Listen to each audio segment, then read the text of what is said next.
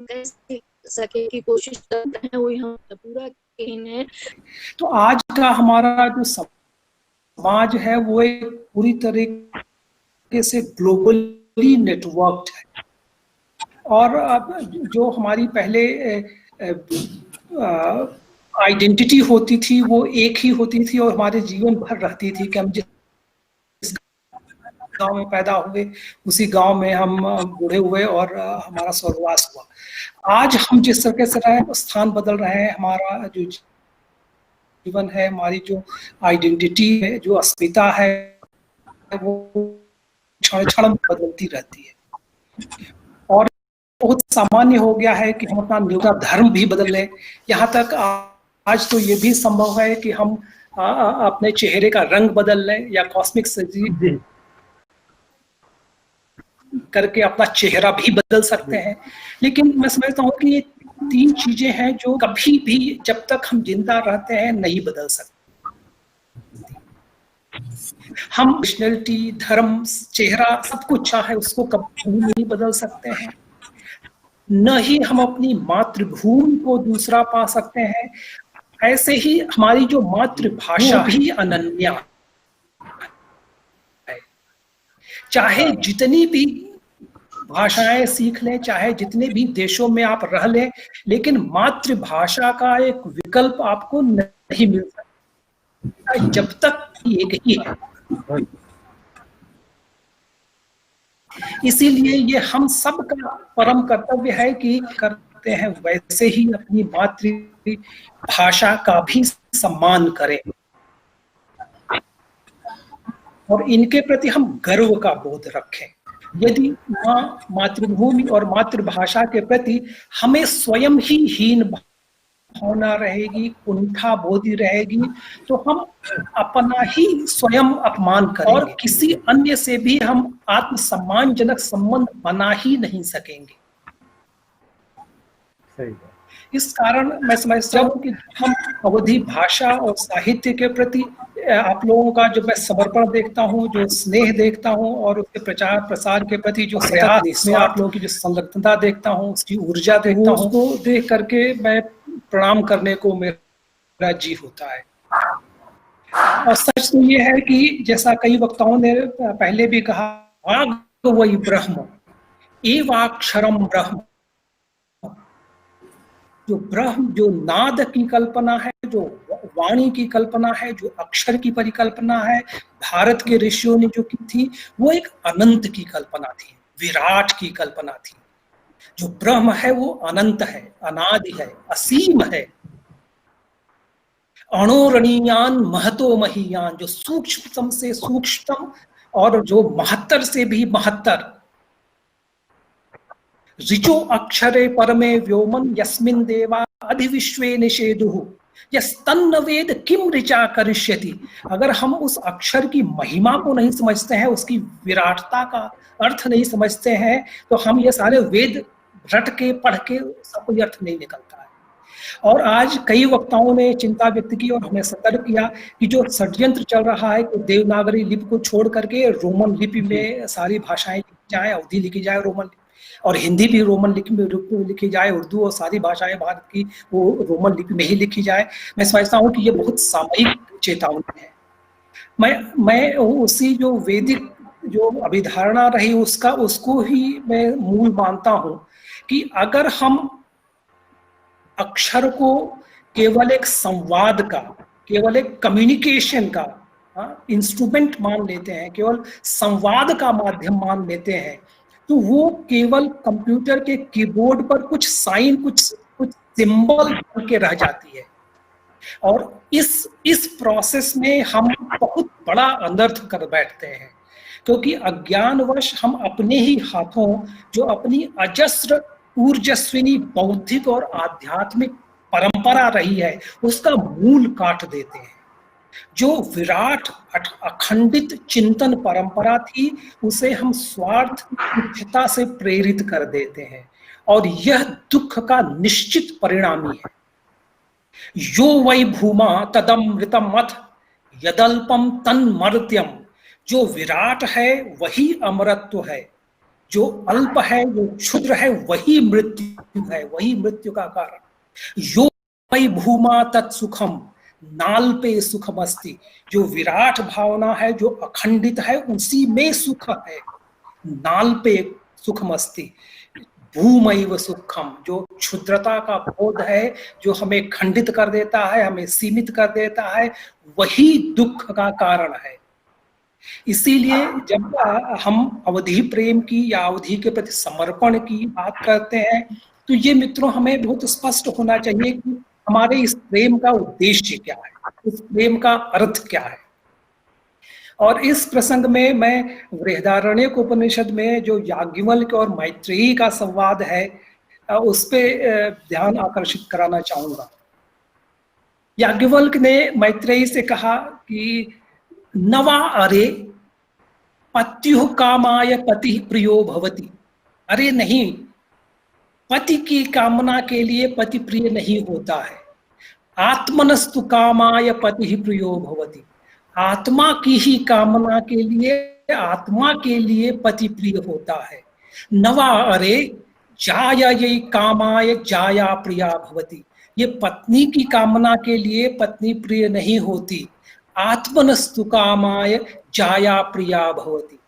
नवा अरे सर्वस्य कामाय सर्वं प्रियं भवति, आत्मनस्तु कामाय सर्वं प्रियं भवति।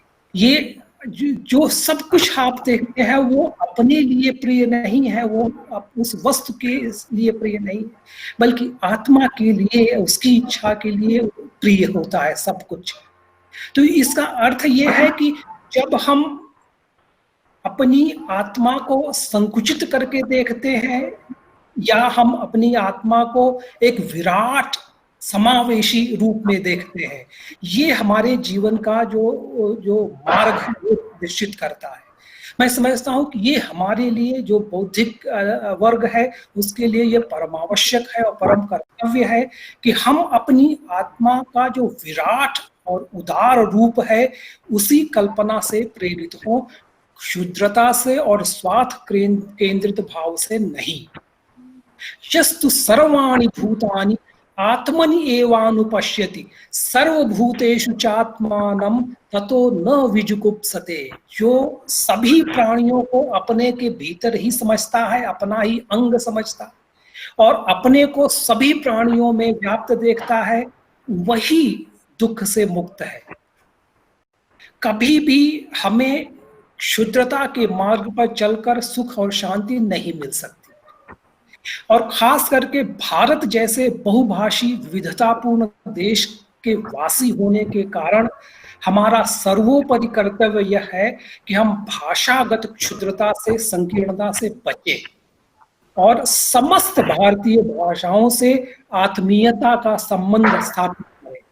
सभी भारतीय भाषाओं, विभाषाओं और बोलियों के संरक्षण और विकास, संवर्धन में ही हमारे देश की समृद्धि निहित है, और अवधि का उज्जवल भविष्य भी इसी में निहित है। जिह्वा एक स्तुति अनेक, जिह्वा के पास तो अनंत शक्ति है। आप कितनी भाषाएं बोलते हैं, 10 या 12 या 15, उससे मैं कितनी भाषाएं बोल सकता हूं ये प्रभावित नहीं हो सकता है। अब मेरी जिह्वा में भी अनंत शक्ति है, जैसे आपकी जिह्वा में। जो भाषा के क्षेत्र में जो द्वंद्व की, विवाद की बात हुई इस बार परिचर्चा में कि हिंदी वालों को भय है कि अवधि का विकास होगा तो हिंदी का क्या होगा, या भोजपुरी का विकास होगा तो अवधि का क्या होगा, और बुंदेलखंडी और छत्तीसगढ़ी में क्या होगा, उसमें डायनेमिक्स क्या होगी। ये सब बिल्कुल क्षुद्र मानसिकता के प्रतीक है। भाषा के क्षेत्र में जीरो सम नहीं है कि या मेरा या आपका। हाँ, ये जीरो सम प्रक्रिया भाषा के क्षेत्र में नहीं लागू होती। इसीलिए मैं देख करके मुझे अत्यंत प्रसन्नता है कि आप सभी लोगों का जो अवधि के प्रति जो प्रेम का भाव है, उसका हिंदी या भोजपुरी या मैथिली या बुंदेलखंडी या छत्तीसगढ़ी या उर्दू, तमिल, तेलुगु, बंगाली, अन्य किसी भारतीय भाषा के साथ कोई न तो प्रतिस्पर्धा है और न ही उससे कोई ईर्ष्या का भाव होना चाहिए। जी जी। और जो उदार भाव है, उदार मन है, वही हमें उत्थान की ओर ले जाएगा। शतहस्त समाहर सहस्त्र हस्त संकीर, कि 100 हाथों से और उत्साह से अपना धन धान्य संकलन कर और 1000 हाथों की उदार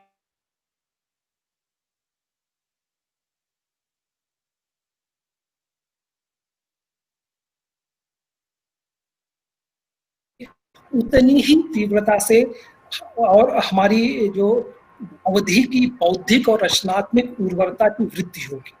सबके भले में ही हमारा भला है, हमारे जीवन की, हमारे कृतित्व की सार्थकता भी इसी में है।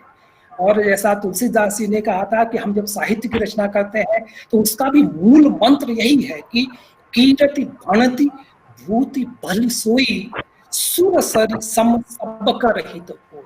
जब तक हम समष्टि को अपना, समष्टि के कल्याण को अपना ध्येय नहीं बनाते हैं, तब तक हमारा विकास संभव नहीं है। हम यही कीचड़ में लथपथ करते रहेंगे।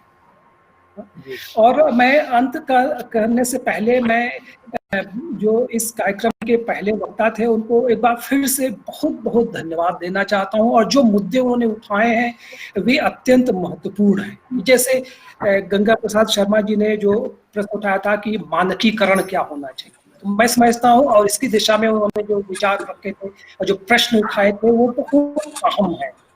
मैं समझता हूँ कि मानकीकरण की जो प्रक्रिया है वो अप्राकृतिक है। प्रकृति में कोई भी आप दो पत्ती ले लीजिए या दो कीड़े ले लीजिए या दो इलेक्ट्रॉन्स ले लीजिए, अपने जो दो थंब इम्प्रेशंस है वो कभी एक जैसे नहीं होते हैं। वो एकदम कृत्रिमता है जिसमें कि हम मशीन से, फैक्ट्री से कुछ बनाते हैं तो वही आइडेंटिकल दिखने वाले लोग वस्तुएं बनाते हैं। जी। प्रकृति है वो यूनिकनेस पसंद करती है। बिल्कुल। प्रकृति जो है वो विविधता पसंद करती है और हर प्राणी, हर व्यक्ति, हर पत्ता, हर डाली एक विशिष्ट गुणों से बनी हुई है। हाँ, तो इसमें हम सब पेड़ की सभी पत्तियां स्टैंडर्डाइज्ड हो जाए ऐसा नहीं हो सकता है। ऐसे ही जो लिखने का, बोलने का तरीका है उसमें जैसे हम स्ट्रेट जैकेट करना शुरू कर देते हैं, जैसे हम स्टैंडर्डाइज करने की कोशिश कर देते हैं, तो हमारी सारी एनर्जी इसमें चली जाएगी कि उस खांचे में भाषा बैठ रही है कि नहीं बैठ रही। जी जी बिल्कुल। हाँ, तो इसमें हमारी ऊर्जा का ह्रास होगा। सही बात। दूसरा जो प्रश्न उठा था कि हम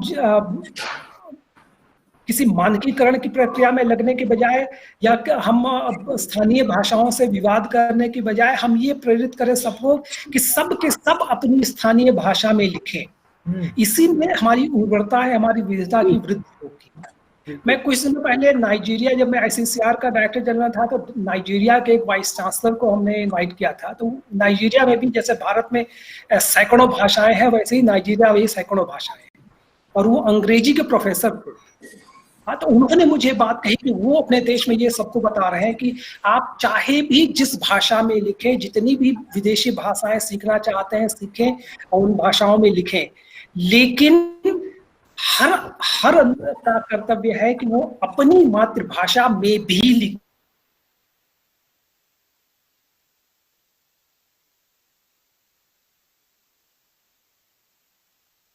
है चाहे कितने ही कम थोड़े लोग बोलने वाले हैं, आप उस भाषा में भी लिखें। जी, मैं कहता हूँ कि ये हमारे लिए एक मार्गदर्शक मंत्र हो सकता है।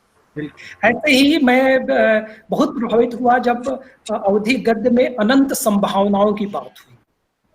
ये बहुत मेरे लिए ऊर्जा की बात थी और मैं समझता हूँ कि जो आज की आवश्यकता है वो नवीन विषयों की समसामयिकता की बात की महत्वपूर्ण पक्ष है कि जब तक हम समसामयिक विषयों को अपने तथ्य का विषय नहीं बनाएंगे तब तक हम युवा पीढ़ी को भी नहीं जोड़ सकते हैं। जो कई सौ साल पहले जो ग्रामीण परिवेश था वो आज का परिवेश नहीं है, तो बच्चे उससे अपने को जोड़ नहीं पाएंगे। तो जब तक हम आज के विषय और आज के जो तनाव उनसे उनको हम अपना विषय नहीं बनाते हैं तब धीरे धीरे हम करते चले जाएंगे, पीछे होते चले जाएंगे। जी। और दूसरी बात ये है कि जो जीवन से साहित्य को जोड़ना, हाँ, ये बहुत युवकों को आकर्षित करने के लिए भी, जब तक हम जीवन यापन से अवधि को नहीं जोड़ेंगे, और इस दिशा में जो प्रयास हो रहे हैं वो बहुत प्रशंसा के योग्य हैं। जो टीवी के और अवधि सिनेमा के और जो इलेक्ट्रॉनिक मीडिया में जो प्लेटफॉर्म्स हैं, विज्ञापन हो या टेलीफिल्म्स हो या वेब सीरीज हो, मैं समझता हूँ, और अनुवाद, अवधि का विभिन्न भाषाओं में अनुवाद, तो ये सब के बहुत सारे जो मौके हैं जो कि जीवन यापन के लिए भी, रोजगार के अवसर पैदा कर सकते हैं, वो उस दिशा में हमको प्रयास जो हो रहे हैं उनको और बल देना चाहिए। ऐसे ही जो प्रोफेसर शैलेंद्रनाथ मिश्र जी ने कहा कि अवधि की ताकत से हिंदी मजबूत ही होगी। अवधि में और हिंदी में कोई हमारा भेद नहीं है, और अवधि हिंदी की माँ है। तो इसलिए इस लिहाज से अवधि जितने भी हिंदी भाषी लोग हैं उनके लिए श्रद्धा की पात्र है। और जो ये सुझाव आया कि प्रिंट मीडिया की बजाय हम अगर ऑनलाइन मीडिया को ध्यान दें, ये बहुत उत्तम विचार है। जैसे इस दिशा में मैं समझता हूँ कि जैसे आखर है, जिसने भोजपुरी में जितनी भी प्रसिद्ध उपन्यास हैं, कविताएं हैं, कविता संग्रह है, कथा है, उनको आखिर में इलेक्ट्रॉनिक मीडिया से इलेक्ट्रॉनिक फॉर्म में, पीडीएफ फॉर्म में बना करके ऑनलाइन उपलब्ध कराया है। तो अगर भाखा के थ्रू या किसी और माध्यम से अगर जितने भी सैकड़ों उपन्यास हैं या नाटक हैं या एकांकी हैं या कथा हैं या जितनी जो गद्य की विधाएं हैं या पद्य की जो विधाएं भी हैं, अगर वो सब हम पीडीएफ फॉर्म में करके इलेक्ट्रॉनिक फॉर्म पे अगर ऑनलाइन अवेलेबल करा दें, तो वो सब समाज के लिए आपका बहुत बड़ा योगदान होगा। और जो अवधि व्याकरण और शब्दकोश की रचना है, मैं समझता हूँ कि उसका समय आ गया है कि हम अवधि इसके बारे में सम्मिलित रूप से प्रयास करें जी। और जो श्री भारतेंद्र जी ने बहुत ही विचारों से भरपूर वक्तव्य दिया, मैं उनको मैं प्रणाम करता हूँ। और उनका प्रश्न मैंने उठाया था कि लिखा क्या जाए और हम क्या लिखते हैं, इसकी महत्ता कितनी है, मैं सहमत हूँ। और जो उन्होंने कई बार कहा कि अवधि के सामने आर्थिक सीमाएं आती हैं और साधनों की कमी आती है। मैं समझता हूँ कि जो सफलता होती है वो साधनों से नहीं आती है, सफलता आती है वो आत्मिक शक्ति से आती है। कार्य सिद्धि सत्वे भवति महताम नोपकरणे। जो महान पुरुष होते हैं वो उनकी जो सफलता होती है उनकी आत्मीय शक्ति से होती है, उनके पास कितने साधन है इससे नहीं। तो मैं जिस तरीके से भी ऊर्जा देख रहा हूँ अवधि के पक्ष में, ये सफलता की पहली निशानी यही है। और अपने आप साधन जुड़ते जाएंगे जब इसमें ऊर्जा, सात्विक ऊर्जा जब प्रवाह होगा तो इसमें आप अपने आप लोग जुड़ेंगे और साधन पैदा होते जाएंगे। और ये भी सुझाव बहुत उत्कृष्ट था कि विश्वविद्यालयों के शोध को हम अवधि भाषा से जोड़ें। जो राकेश पांडे जी ने जो लिपि के ऊपर जो संकट के बादल मंडरा रहे हैं उसके ऊपर जो ध्यान दिलाया उससे मैं पूरी तरह सहमत हूँ। और जैसा मैंने कहा कि भारत में, विदेशों में ये हो सकता है कि जो लिपि बदल जाती है उसका बहुत उतना प्रभाव नहीं पड़ता है, लेकिन भारत में जो लिपि है, भारत में अक्षर का बोध है, अक्षर की जो अभिधारणा है वो दार्शनिकता से जुड़ी हुई है। हमारे संस्कृति का मूल है वही बीज। तो इसीलिए अगर हम खाली अक्षर पढ़ने के लिए नहीं इस्तेमाल करते हैं, हम अक्षर पर हम ध्यान देते हैं और अक्षर ही हमारा ब्रह्म। तो अगर हम वो सब एक दूसरे से जुड़े हुए हैं, तो अगर भारत के संदर्भ में तो लिपि हमारी प्राण वाहिनी है। तो उसमें हमको दुनिया के चाहे किस देश में हो जाए कि लिपि बदल जाए उसका फर्क नहीं पड़ेगा। जैसे ही लिपि हमारी नष्ट हो गई तो हमारी संस्कृति भी मूल से कट जाए। इसीलिए अपने प्राणों की तरह हमें अपनी लिपि का लिपि की भी रक्षा करनी है। मैं एक बार फिर से आप सभी लोगों को हृदय से धन्यवाद देता हूँ कि आपने इतना समय निकाला रविवार के दिन और इतनी उत्कृष्ट, इतनी सारगर्भित, इतनी विचारोत्तेजक चर्चा की आपने। इसके लिए मुझ जैसे नौसिखिए के लिए बहुत ज्ञान की प्राप्ति हुई। मैं बहुत बहुत आभारी हूँ। धन्यवाद। बहुत बहुत आभार आपका। प्रणाम, सादर प्रणाम। बहुत सार्थक चर्चा जी, बहुत सार्थक। हमारे विचार तो एकदम सोने जैसा वक्तव्य रहा। चारियों कही थी हर चीज पे एक तरह से मक्खन, जैसे दही बिलोए के दूध बिलोए के मक्खन निकाल लेंगा, वही तना के वक्तव्य रहा। जहिमा हमका सारी बातें एक बार पुनः देखा के मिली कि कितनी बातें भई और उनका रिजल्ट का रहा, उनका आगामी परिणाम का हुई, उनका हम कैसे कंट्रोल में रख सकी थे। सारी बातें हमका हमें आदरणीय माननीय एम्बेसडर महोदय जो रहे वह हमका सबका बताएंगे। तो इनका हृदय से अभिवादन और धन्यवाद कीन जात है। हम सबको प्रणाम करी थे उनका। और जैसा कि अब ही हमका देखान है हम सबके मध्य में हमारे अध्यक्ष महोदय आदरणीय सूर्य प्रसाद दीक्षित जी, जो कि बहुत विख्यात आलोचक और पूर्व विभागाध्यक्ष हैं हिंदी और आधुनिक भारतीय भाषा विज्ञान के। वो उनका अवधि पर बहुत सारा काम किया है, काम किए हैं हुई, और वही में हुई शोधों की ही है और पीएचडी वही में की हुई है।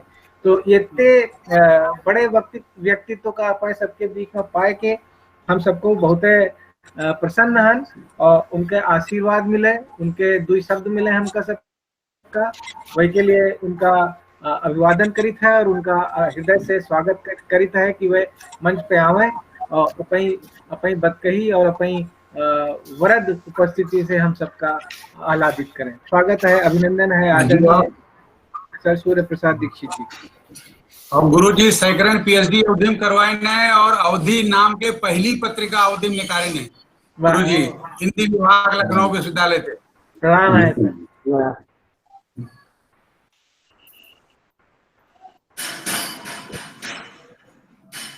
आवाज नहीं आ गुरु जी। माइक पलट परी। हाँ, आप पहुंच रही है? जी जी जी। भाखा संस्था से जुड़े जितने भाई बहन हैं सबका हम अभिवादन करी थे।